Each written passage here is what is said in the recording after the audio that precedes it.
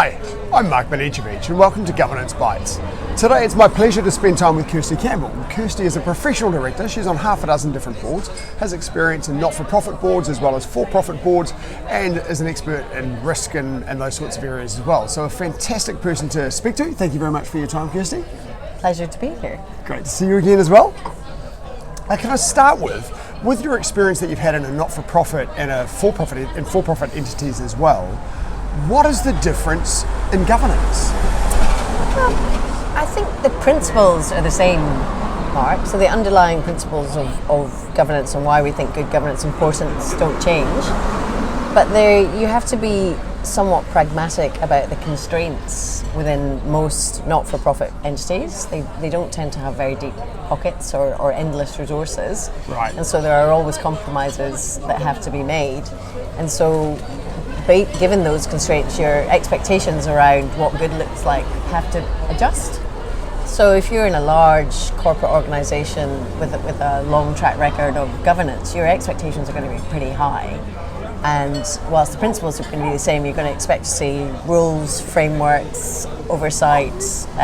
You expect to see some pretty good practices going on. Whereas in not-for-profits, you're going to have to take a view a bit more, and you're also going to have to work out other ways of seeking assurance and comfort that the principles are being followed. Yes. So you might not always be able to afford PwC to come in and do a very expensive third-party review or audit.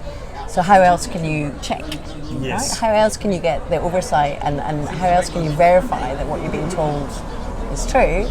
And that's when you might need to lean in a bit more.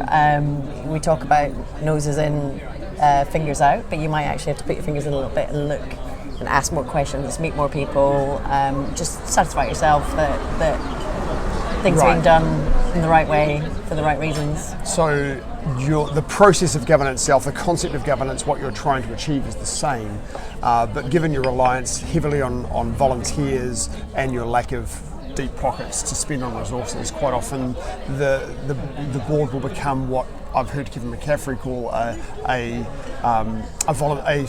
resource-based board, where they'll actually get their hands dirty and do a little bit of the work as well. Yeah, there'll be a little bit more where essentially you're volunteering to help with the doing, not just the governing, although you should try and limit that to the extent possible. Right. Yeah. Yes, and if you get good communication throughout that volunteer network, and you can have a large number of people involved and manage those effectively, then you can reduce the amount of work that the individuals have to do.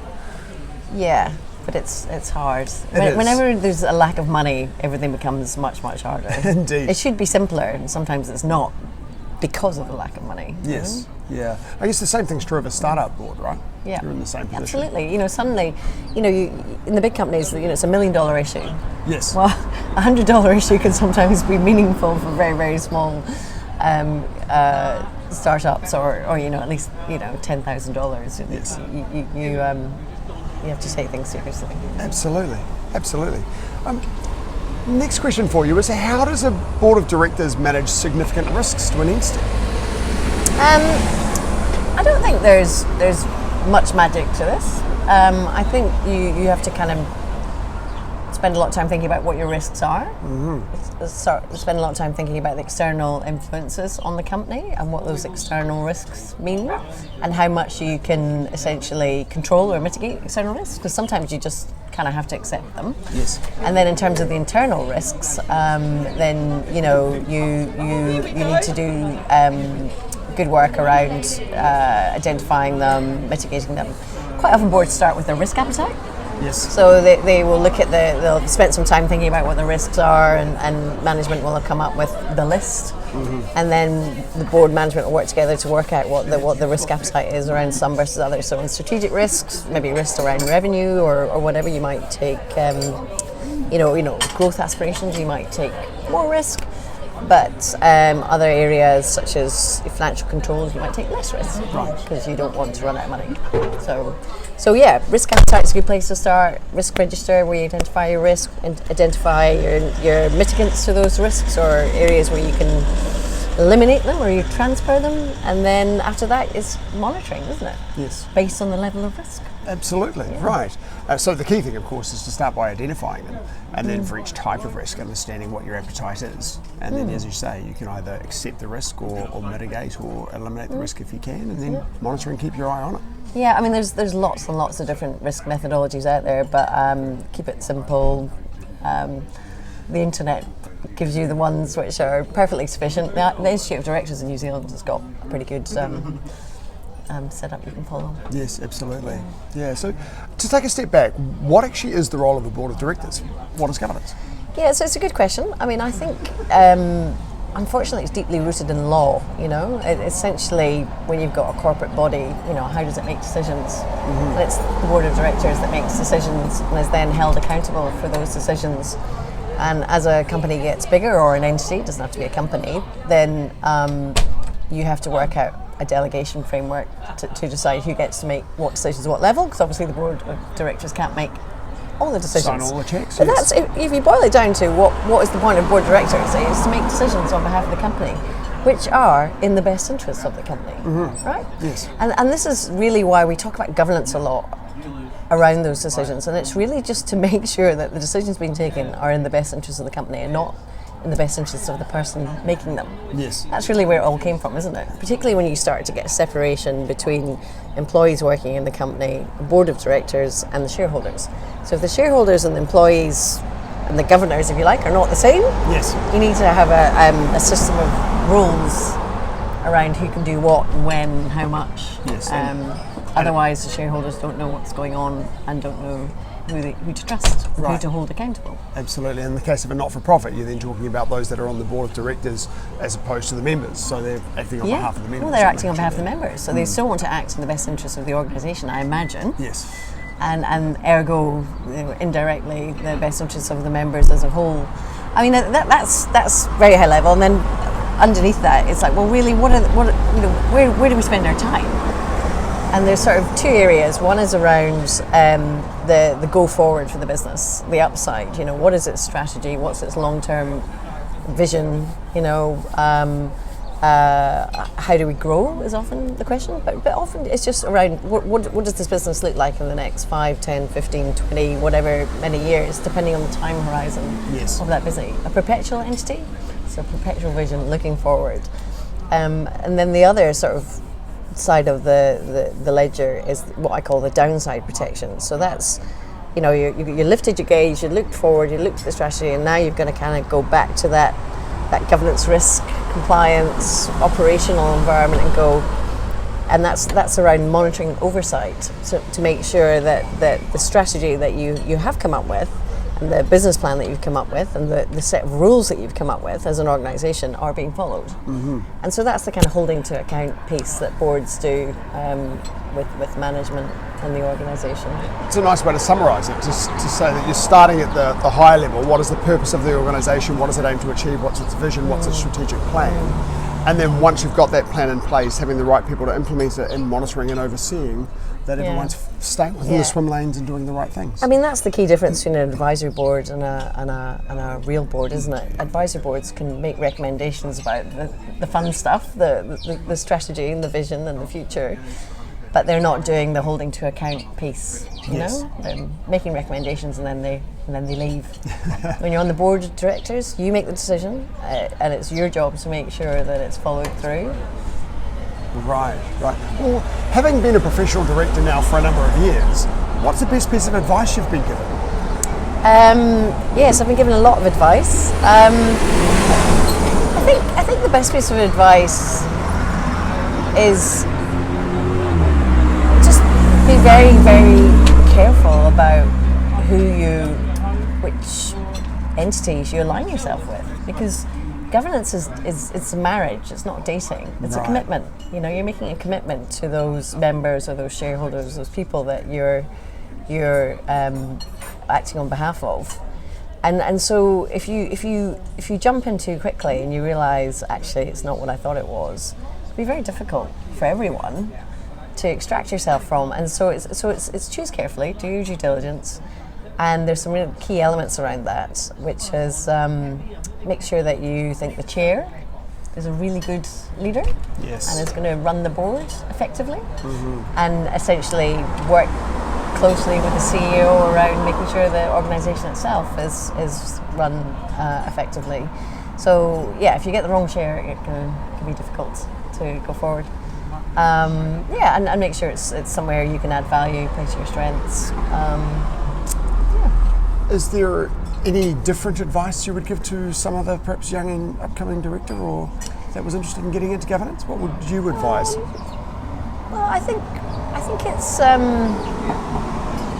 think almost don't do it. Yes. The risk to reward ratio around governance is terrible. You don't get paid for the risk you're taking on. And more as regulators flex their muscles, and as consumers flex their muscles, and as class actions increase, there's more and more liability being sheeted home to directors. And I'm all for holding people accountable. I think directors need to be held accountable. But there's a limit to how much you can control things as an individual person on a board. You're a group of people who are there for a point in time, and the entity's got a history and it's got a future, and you're in the chair for a while there. But you can end up taking on an awful lot of personal risk. Yes. And blood, sweat, and tears. I'm not just talking about money, but there are some directors who've really gone through the mill over decisions which they probably made in good faith. Having done the best they could with the information they had at the time. Yes, yeah. As you suggest, when you're in a business that's 300 to 3,000 or more employees, you can't watch everybody, and that's not your job. No, that's and right. You're kind of you liable cannot for them control all. everything. You have to trust and verify, but trust the organisation, or else you will grind it to a halt. And so it's not so bad if you're retired. You might be in your 60s and 70s, and if something goes wrong, it's not going to affect every other role you're going to get in the future. But if you take on a board when you're in your 30s and 40s or younger, and bad things happen, that's going to stay with you a very, very long time. So just be very, very careful and think about why you want to do governance, and is it worth it? Because I love it. I think it is worth it, obviously. But you have to be very careful about who you align yourself with. You don't just jump at the first opportunity. That's great advice. Is there any difference between governance as we do it here in New Zealand and governance overseas? Is governance, or are we an outlier in some way? Well, I think again, it's going to be a bit of a legalistic answer. Sorry about that. But I think New Zealand, because it follows the kind of English common law sort of system of governance, whether that's you're talking politics or the judiciary or whatever, our systems of governance are very closely aligned to systems you'll see in other Commonwealth countries, Australia, Canada, former Commonwealth countries like South Africa, and America, and so on. So there's a lot of similarities there, but there's also some quite significant cultural differences. Yes, the principles might be almost identical, but sometimes the cultural context or the political context can mean that it actually operates quite differently in practice. Yes. So for example, in New Zealand, there's transparency is really valued. Other countries, transparency might not be valued at all. In fact, transparency might be seen as a risk in itself, and that information needs to be closely held, and so on. And it's the same thing with control. We just assume that having a board of directors with making collective decision-making powers is sort of best practice, but that's best practice in a kind of in the framework within we operate. Other people prefer more of a command and control system. So I can't really speak to all the other frameworks out there, but there's definitely some core principles that follow that are very similar to other Commonwealth countries. I'm glad you brought it back to a legal conversation, actually, because you alluded to that earlier, and I wanted to ask you actually about how that impacted governance in non-Commonwealth jurisdictions, because they govern the same way that they govern as well as we do in the Western world. But if it's all legalistic, then the legal framework is different, so governance would have different roots. But I expect that fundamentally the whole concept of overseeing the entity and helping to drive the entity into its future would be fundamentally the same. But the cultural context, I think, is a great example. I've experienced that in many parts of the world where, cash can be seen in different ways. In this part of the world, we like to document everything that happens to money, and we prefer not to see cash ever. But there are some countries that very much operate in cash. So. Yeah, we all operate quite differently, and I think you've got to keep your mind open and accept other ways of doing things. I mean, I think at the end of the day, as long as there's a system of rules that have been created, which have been accepted by the organisation, right? Yes. It doesn't matter if those systems of rules look completely different from one organisation to the next, as long as there is a clear system of rules which have been essentially approved by whoever should be approving them, whether it's the members and a not-for-profit or the shareholders of a company, and then accepted by the governors, the board of directors, whoever. So if you've got a set of rules that have been approved and have been accepted, then they need to be used, they need to be followed, they need to be monitored, they need to check that you're following the rules. You can't just put them in a drawer and forget about them. Yes. I actually don't mind if somebody decides to design that set of rules in a way that's completely different to what I'm used to. No, as long as it's that's okay, that's their choice. That's right. And if I don't like those systems of rules or whatever, I might choose not to join that organisation or be on that board. But that's my choice. I think you've got to accept different ways of working. Yes, and then you do want a board that is involved in that strategic level conversation so that the organisation is moving towards some goal, some purpose. And if all it's doing is managing and setting rules and not necessarily monitoring that those rules are being followed, then it's kind of doing the middle bit but not the top or the bottom. Well, I would still say sing it badly because yes, we all should be strategic and looking forward, but if you have a set of rules and you haven't checked whether you're following them or not, then that's negligent, really. That's poor practice. Not negligent, because that's people get busy. People get busy, but it's poor practice. Yes. And what we're aiming for governance is good practice, somewhat best practice. I'm happy with good governance and good practice.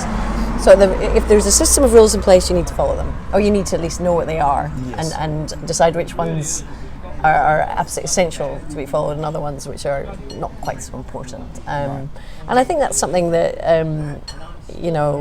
lawyers can be quite useful, because a lot of people get on boards and don't realise that actually there is at its core quite a kind of a legal framework operating. Yeah, absolutely. Well, thank you very much for your time, Kirsty. It's been great to catch up with you again. I'll look forward to seeing you on next episode.